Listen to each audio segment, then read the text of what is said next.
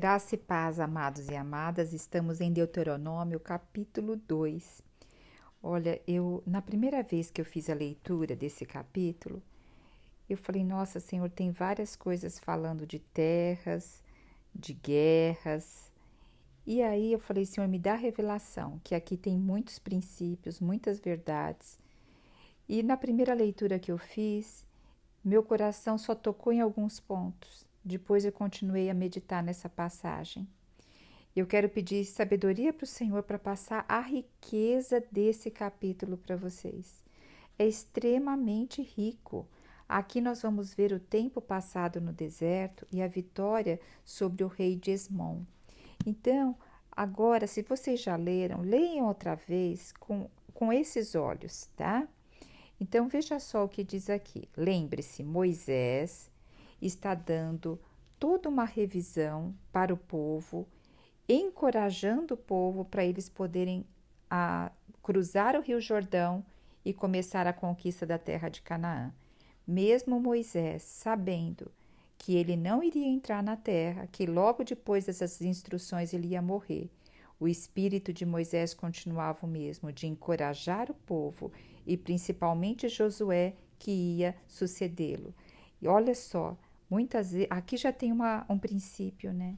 Moisés poderia estar murmurando, poderia estar mal-humorado, poderia estar chateado, porque de ter estado no deserto 40 anos e ele não poder pisar o pé na terra prometida.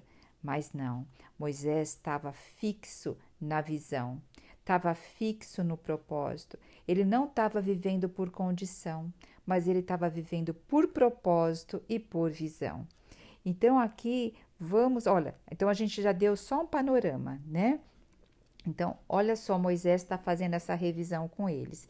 E no versículo 1, Moisés fala assim: foi assim que demos meia volta e partimos novamente para o deserto pelo caminho do mar, exatamente como Yahvé me ordenou. E durante muitos anos vagamos em redor do Monte Seir. Lembre-se, o povo saiu do Egito e depois eles foram ali aonde? No Monte Horebe. E eles ficaram ali naquele período de sair do Egito até o Monte Horebe mais ou menos 2 anos. Nesses 2 anos, o Senhor estava levando eles a terem a constituição do reino aonde eles iam habitar, que seria Canaã. Seria uma nova constituição de viver, novos costumes, novos hábitos, porque eles iriam só ter um Deus e ia depender desse Deus. Então o Senhor estava o quê? Dando todas as orientações para que eles pudessem agora ter a terra deles, se apossar da terra deles. Depois eu quero falar essa palavra de se apossar. Mas o que aconteceu? O que aconteceu aqui, ó? Foi assim que demos meia volta e voltamos, né? E partimos. Quando eles estavam já próximo à terra de Canaã, eles enviaram 12 espias para olhar a terra lá de Canaã. E 10 espias vieram com relatos assim desencorajadores, falando que os homens lá eram como gigante e eles eram como gafanhotos perante aqueles gigantes. Somente Josué e Caleb falou assim: o Senhor vai à nossa frente, ele vai lutar por nós e nós comeremos esse gigante como pão. Mas o povo ouviu os 10 espias. E aí o que aconteceu? Mediante o povo começou a murmurar, reclamar, falando assim que o Senhor tinha trazido eles ali para que os filhos deles morressem, para que eles morressem, eles preferiam voltar para o Egito. Devido a esse coração do povo, o que o Senhor fez aqui? Ó, o versículo 1 novamente. Deram meia volta e partiram novamente para o deserto, para o caminho do Mar Vermelho. Quer dizer, eles tinham vindo do Mar Vermelho, agora o Senhor está fazendo eles voltarem para o deserto e irem novamente em direção ao Mar Vermelho. Lá em Hebreus, o Senhor nos diz claramente: nós não somos daquele que retrocedemos. Aqui eles retrocederam. Retrocederam por quê? Porque não creram naquilo que o Senhor ia dar para eles. Eles já estavam tendo, nesse período de quase 2 anos aí no deserto, eles estavam tendo maná, eles estavam tendo água que vertia da rocha, Eles estavam tendo a coluna de fogo à noite, a coluna durante o dia. Eles viram todo aquele esplendor quando Moisés subia ao monte, o monte fumegava. Eles viram tantas maravilhas que o Senhor tinha feito, mas havia ainda o medo do homem. Porque assim, ali no deserto eles estavam experimentando a glória de Deus, a vida de Deus, mas quando foram olhar a terra, espiar a terra, viram gigantes, ficaram com medo de homens. E o que acontece? Eles tinham vindo do Egito. No Egito eles eram escravos. Escravos de quê? De homens. Então eles tinham medo que de homens. Não viram que era Deus que estava à frente deles. E por isso eles tiveram que, pela ordenança do Senhor, retroceder. Veja, eu quero te perguntar hoje, o que tem feito você retroceder? E aqui ainda diz que durante muitos anos andaram em redor dos montes de Seir, porque eles retrocederam e ficaram andando ali 38 anos em volta desse monte. Por quê? Porque eles não tiveram uma metanoia. Metanoia é mudança de mente. Nós não somos daquele que retrocedemos, mas nós temos que ser aquelas pessoas que têm uma metanoia, uma mudança de mente, que muda de rota. Então, se não está dando por aqui, é porque o Senhor quer mudar a minha rota, quer mudar a minha mente. E se eu estou dando volta em volta de um monte, em volta de uma situação, quanto tempo você está em volta de uma mesma situação? Quanto tempo você ora por uma mesma coisa? Muitas vezes você ora pela área financeira, um exemplo, e sua área financeira está sempre devastada. Agora, só é oração? Será que o Senhor não quer uma metanoia? Quer te mostrar formas de administrar finanças? Quer te mostrar outras coisas de comportamentos que tem tido na tua vida? De formas que você lida com o dinheiro diferente? Quer te mostrar relacionamento, que o dinheiro não é o seu senhor, você é o senhor do dinheiro? Então, o Senhor está pedindo hoje uma metanoia para nós, uma mudança de mente, para a gente não ficar rodando em volta do mesmo monte, Então, aqui, olha o versículo 3 diz assim, agora o Moisés está relatando, né? Já rodaste bastante esta montanha, dirigi-vos agora para o norte.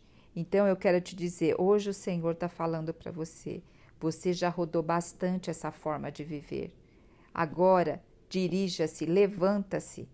Muitas vezes a gente quer que o mar se abra para que nós demos o primeiro passo. O Senhor falou para o povo, lembra? Quando eles estavam ali para a beira do Mar Vermelho, diga ao povo que marche. E aí o mar se abriu. Então, muitas vezes, não é o mar que vai se abrir primeiro, é você que vai se levantar e o Senhor vai fazer.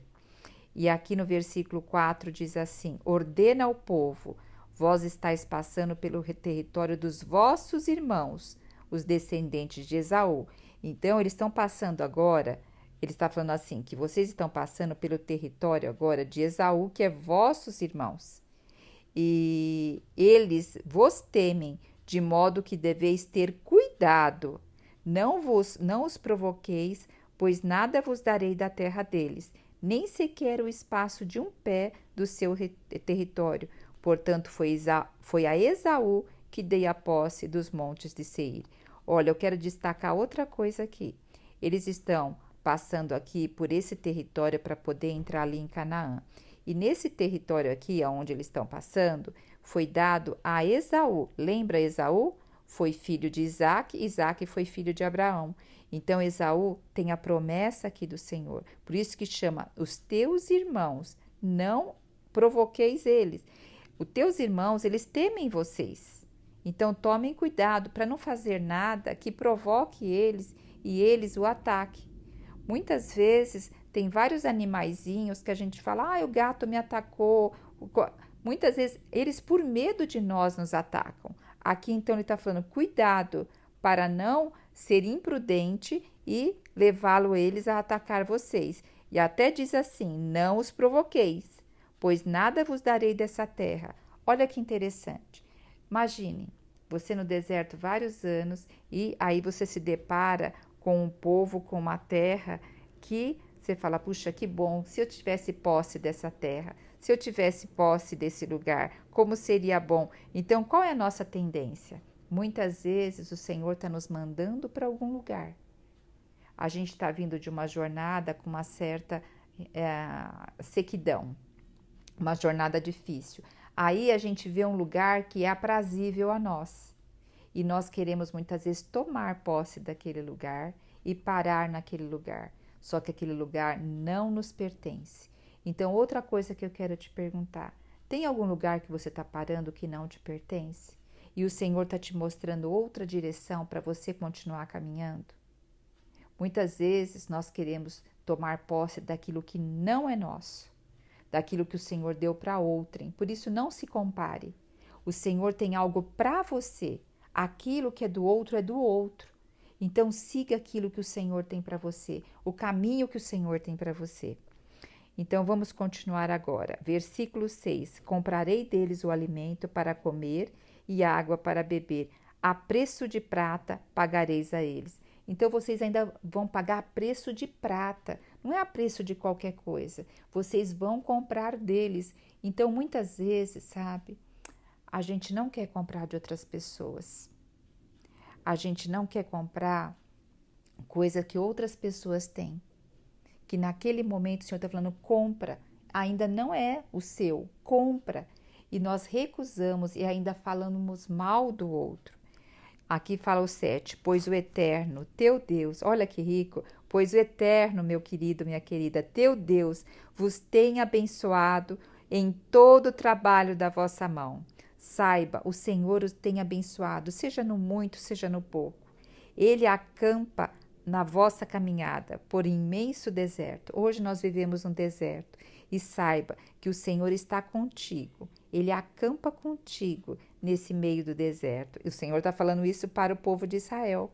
Mas toma posse para você. Sabe, é uma coisa que eu tenho aprendido. A palavra de Deus é para a gente tomar posse. Pensa comigo. Eles estavam indo para a terra de Canaã, a terra que emana leite e mel. E eu me perguntava antigamente, Senhor, mas por que tem gente lá, ainda tem que tirar eles de lá? Por que você não está dando para eles uma terra? Nessa época tinha tanta terra que não... E por que tem que ser essa terra?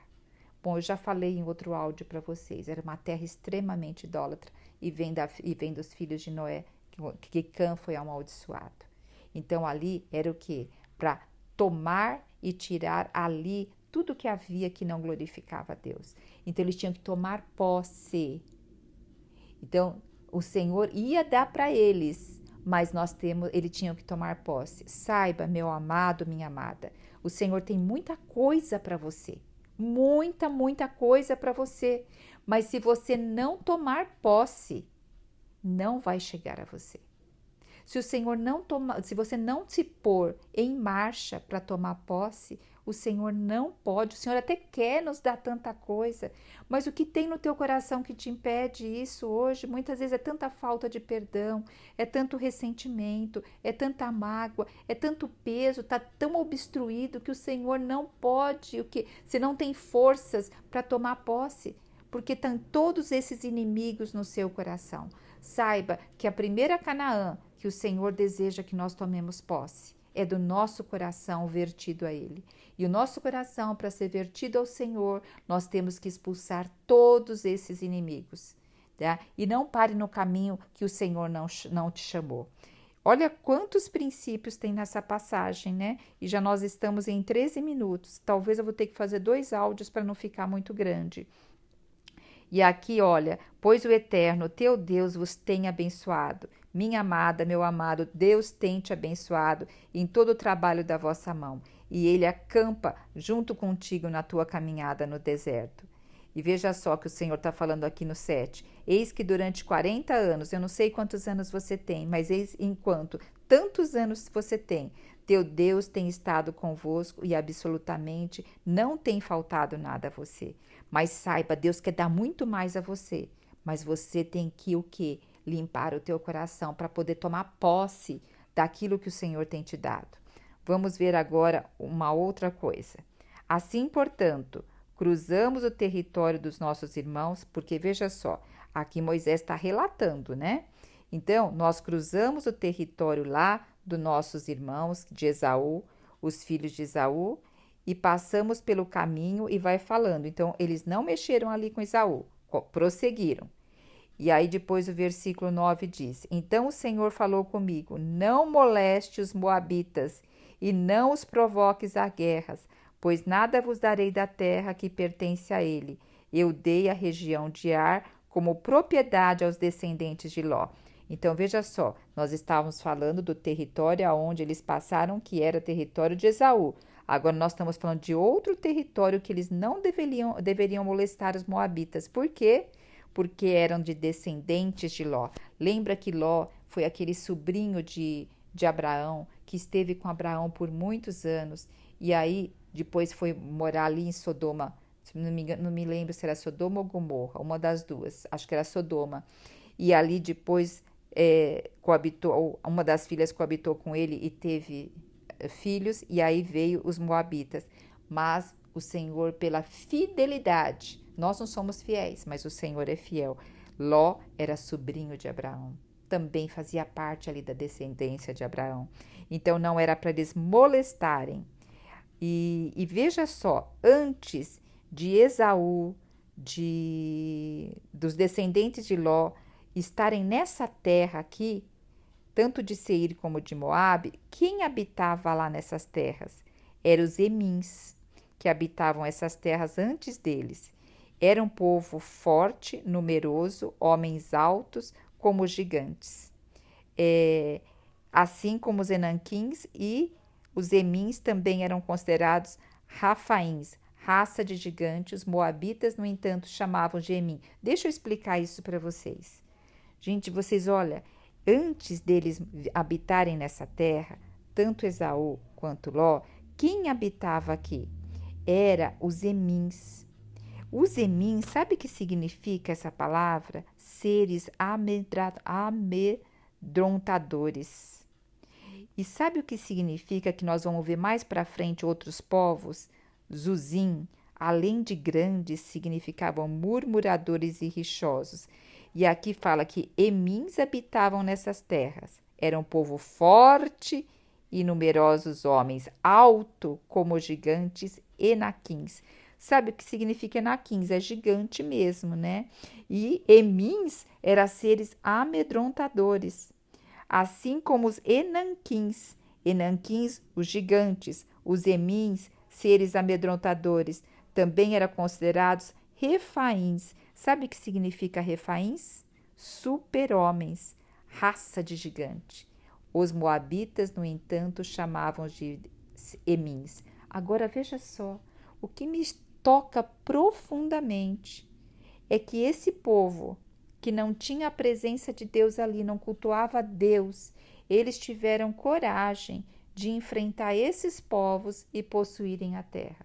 Mas nós sabemos, pela palavra, que Deus estava com eles. Deus estava sendo fiel. Eles conseguiram isso porque Deus era com eles, mas eles não tinham grande noção disso. Eles não tinham noção disso.